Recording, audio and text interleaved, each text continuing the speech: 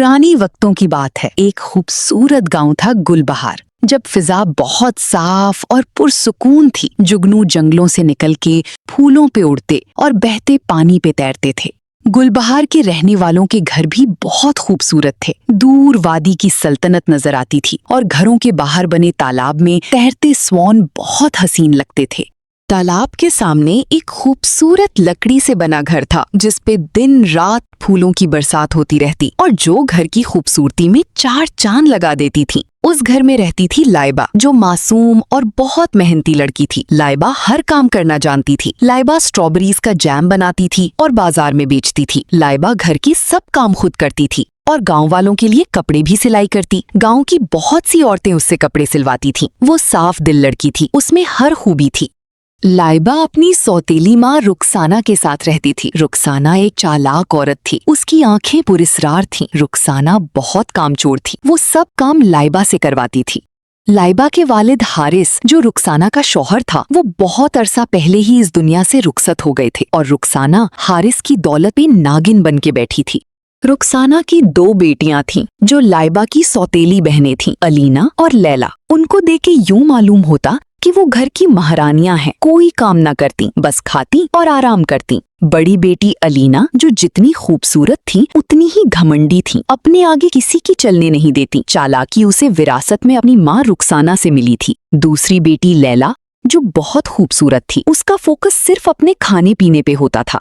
लैला बहुत कामचोर थी और अपने हिस्से के काम भी लाइबा से करवाती थी। उस घर की खूबसूरती सिर्फ लाइबा की वजह से कायम थी। लाइबा सुबह उठती, नमाज पढ़ती और फिर घर की सफाई करती। लाइबा ने ही उस घर को संवारा था और फिर अपनी दुकान खुलने चली जाती। लाइबा गांव के बड़े बाजार में स्ट्रॉबेरी जैम बेचती थी। पूरा गांव उसका जैम खरीदने आता था। लाइबा को इस काम से खुशी मिलती थी जब लोग उसके जैम की तारीफ करते। शाम होते ही उसके सब जैम बिक जाते और पैसों से भरी टोकरी उठाए घर की तरफ चल पड़ती। उसके चेहरे पे मासूम और इत्मीनान से भरी मुस्कुराहट होती थी, जो उसे और हसीन बनाती। घर आते ही हमेशा की तरह रुखसाना लाइबा से पैसों वाली बास्केट ले लेती है, लेकिन लाइबा कुछ नहीं कहती क्योंकि वो उसे माँ की तरह इज्जत देती थी। कई बार रुखसाना लाइबा के साथ बहुत नाइंसाफी कर जाती थी। वो खुद अपनी बेटियों के साथ बैठ के नए और मजेदार पकवान खाती थी और लाइबा बस उन्हें देखती थी। रुखसाना लाइबा को सादा खाना देती थी, लेकिन वो मासूम आंखों में आंसू लिए, जुबान पे शुक्र लिए खा लेती थी और उफ तक न करती, बस सब्र करती थी। अगले दिन फिर उसी मासूम मुस्कुराहट के साथ हर गम भुलाए अपनी बास्केट उठाए जिसमें जैम की बॉटल्स रखी थी, वो गांव के बाजार की तरफ निकल जाती। रोज की तरह आज भी स्टॉल पे बहुत रश था। लोग जैम खरीदते, उसकी तारीफ करते। अपने जैम की तारीफ पे लाइबा का दिल खुशी से झूम जाता। वो अपने सब गम भूल जाती थी। हर शाम की तरह आज भी वो पैसों से भरी टोकरी उठाए घर के रास्ते की तरफ जा रही थी। आज भी उसके चेहरे पे सुकून था, जो घर जाते ही खत्म हो जाता था। चलते चलते कुछ आगे उसे एक सफेद सांप नजर आता है, जो एक जाल में फंसा हुआ था। लाइबा कुछ परेशानी से सांप को देखती है। वो मासूम लड़की सबकी तकलीफ समझती थी। लाइबा वहीं जमीन पे अपनी टोकरी रखती है और उस सांप को जाल से आजाद करती है। वो जैसे ही आजाद करती है, सांप के जिस्म से सुनहरी रोशनी फूटती है और वो लाइबा से कहता है, प्यारी लड़की, तुम्हें जब भी मेरी मदद की जरूरत होगी मुझे पुकारना, मैं फौरन आ जाऊंगा। लाइबा उसे हैरानी से देख रही होती है। लाइबा फिर से घर के रास्ते पे चलने लगती है और जादुई सांप के बारे में सोचती है, ये जाने बगैर कि वो अपनी पैसों वाली बास्केट तो वहीं घास पे ही भूल आई है। जब लाइबा घर आती है, रुखसाना उससे आज की कमाई का पूछती है। तब लाइबा को याद आता है वो तो उसे वहीं भूल आई है। रुखसाना उसे सख्त सजा देने का फैसला करती है। अलीना और लैला दोनों लाइबा की बेइज्जती पे हंसती हैं। अलीना चालाकी से कहती है, अम्मा लगता है ये रास्ते में ही सारे पैसे खा आई है, और चालाकी से हंसती हैं। उस रात रुखसाना लाइबा को कुछ खाने को नहीं देती है। लाइबा रोते हुए ताला लगे फ्रिज को देख रही थी, लेकिन हर मुश्किल के साथ आसानी जरूर आती है। लाइबा रोते हुए उस सजा के बारे में सोच रही थी जो सुबह रुखसाना उसे देने वाली थी। लाइबा रोते रोते ही नींद की वादी में खो जाती है। अगले दिन रुखसाना लाइबा को एक बहुत बड़े खेत में ले आती है, जहाँ हर किस्म की ताज़ा सब्जियां लगी थीं। इस खेत की सब्जियां शाम तक तुम्हें अकेली इकट्ठी करनी होगी। समझी? और लाइबा अकेली खेत में बैठी सब्जियां निकाल रही थी और साथ रो रही थी। उसे अकेली शाम तक पूरे खेत की सब्जियां इकट्ठी करनी थी। इतने बड़े खेत की सब्जियों को उस अकेली जान ने अकेली ही इकट्ठी करना थी। खेत की जमीन दूर दूर तक फैली हुई थी। शाम हो गई और लाइबा सिर्फ अभी तक कुछ सब्जियां ही इकट्ठी कर सकी थी। रुखसाना भी आने वाली थी। लाइबा को अचानक वो सफेद जादुई सांप याद आता है। वो रोते हुए उसे पुकारती है।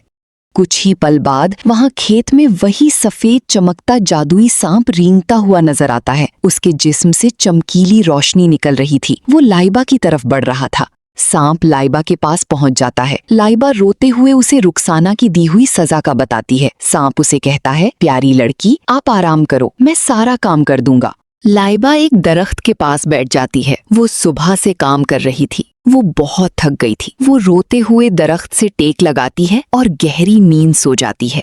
सफेद सांप से रोशनी निकलती है और वो एक इच्छाधारी नाग में बदल जाता है जिसकी सफेद दुम थी। उसका नाम सालार था। वो नागराज का एक ताकतवर राजा था जिसकी संजीदा आंखों में एक कशिश थी। सालार अपनी जादुई ताकतों का इस्तेमाल करता है और सारे खेत की सब्जियों को एक झटके से जादू की मदद से टोकरी में भरने लगता है। देखते ही देखते टोकरियां सब्जी से भर जाती हैं। कुछ ही पल में सालार सारा खेत साफ कर देता है। उस खेत की ताजा सब्जियां टोकरी में पड़ी थीं। पूरे खेत में सब्जी से भरी टोकरियों का ढेर लगा था। सालार काम खत्म करता है और एक चमकती रोशनी के साथ फिर से सफेद सांप में बदल जाता है और वहां से चला जाता है। लाइबा जब नींद से जागती है और खाली खेत को देखती है जिसमें अब कोई सब्जी नहीं थी और सारी सब्जियां टोकरी में पड़ी थीं। लाइबा उस सांप को ढूंढती है लेकिन वो जा चुका था।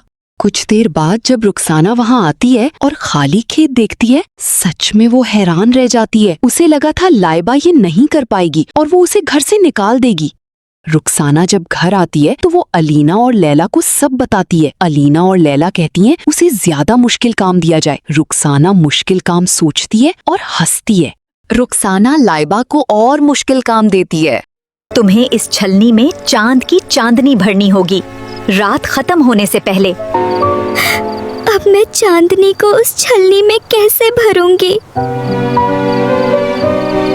तब हाई उस गार्डन में सालार आ जाता है और लाइबा उसे सब बताती है। उसे एक और मुश्किल काम मिला है। सालार कहता, आप आराम करो, मैं ये मुश्किल काम भी कर दूंगा।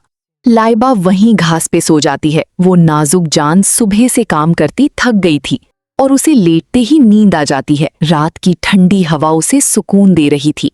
सालार इंसानी रूप में आता है और छलनी पकड़े उसमें चांदनी भरने लगता है। एक चमकती रोशनी चांद से निकलती उस छलनी में कैद हो रही होती है। सालार उस चांदनी से भरी छलनी को लाइबा के पास घास पे रख देता है। लाइबा सुकून से सो रही थी। सालार को वो मासूम लड़की पसंद आई थी। वो मुस्कुरा देता है। लाइबा जब नींद से जागती है और चांदनी से भरी छलनी को देखती है, वो फिर सालार को तलाश करती है, लेकिन वो वहां नहीं था। उसे देखना था वो कैसे ये काम करता है। सुबह होने से पहले रुखसाना वहां आ जाती है और छलनी को चांदनी से भरा देख के दंग रह जाती है। लाइबा खुशी से रुखसाना को देखती है, लेकिन रुखसाना खामोश थी। लाइबा घर आ जाती है। उसकी कमरे से दूर एक महल नजर आता था। लाइबा की ख्वाहिश थी उसका भी महल जैसा घर हो। वो नहीं जानती थी कि उसकी दुआ कबूल हो चुकी है। रुखसाना खड़ी चीखती चिल्ला रही थी। उससे बर्दाश्त नहीं हो रहा था कि लाइबा उससे जीत सकती है और इतने मुश्किल काम कर सकती है। उसने एक और मुश्किल काम सोच लिया था। अगले दिन एक और इम्तिहान था। रुखसाना लाइबा को एक तालाब के पास ले आती है और कहती है, शाम तक इन पत्थरों से मिट्टी के बर्तन बनाओ, अगर ऐसा ना किया तो घर से निकाल दूंगी। रुखसाना हुक्म देके वहां से चली जाती है और लाइबा पत्थर पे बैठ के रोने लगती है। वो ये काम भी नहीं कर सकती थी। लाइबा फिर सफेद सांप को याद करती है। कुछ ही पल में सांप वहां नमूदार होता है। लाइबा उसे देख के खुश होती है और कहती है आज वो नहीं सोएगी और उसे मिट्टी के बर्तन बनाता हुआ देखेगी। तभी वहां सालार इंसानी शक्ल में आता है और लाइबा हैरान रह जाती है कि जो उसकी मदद करता था वो एक नाग है।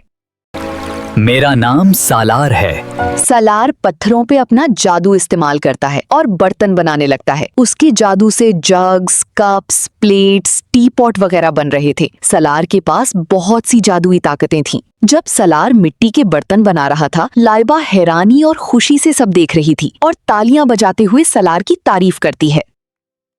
सब मिट्टी के बर्तन तैयार थे। सलार ने सब बर्तन एक पत्थर पे रख दिए थे। लाइबा की आंखों में हैरानी और खुशी थी। सलार लाइबा की मुस्कुराहट में खो जाता है।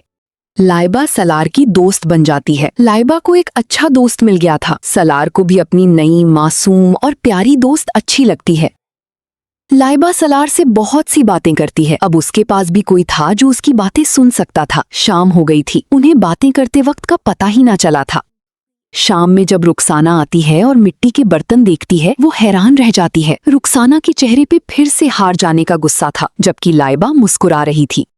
लाइबा हमेशा की तरह आज भी अपने जैम की जार भर रही थी। साथ में वो अपनी नई दोस्त सलार के बारे में भी सोच रही थी, लेकिन आज भी एक मुश्किल उसकी मुंतजिर थी। रुखसाना का कीमती टीपॉट टूट गया था और हमेशा की तरह इसका भी इल्जाम लाइबा पे लगा था। रुखसाना लाइबा पे चीख रही थी। लाइबा गलती ना होने पे उससे माफी मांगती रो रही थी। वो चाय का बर्तन मैंने तोड़ा था और इल्जाम उस बेचारी पे लग गया। रुखसाना उसकी एक नहीं सुनती और लाइबा को घर से निकाल देती है। लाइबा उसकी मिन्नतें करती है, लेकिन वो जालिम औरत उसकी नहीं सुनती और लाइबा को उसी के घर से निकाल बाहर करती है। लाइबा घर से कुछ दूर एक दरख्त के पास बैठ जाती है और रोते हुए अपने माँ बाप को याद करती है, जो उसे इस जालिम दुनिया में अकेला छोड़ गए थे। वो रोते हुए सालार को याद करती है। सालार फौरन वहां आ जाता है। लाइबा रोती हुई सब बताती है।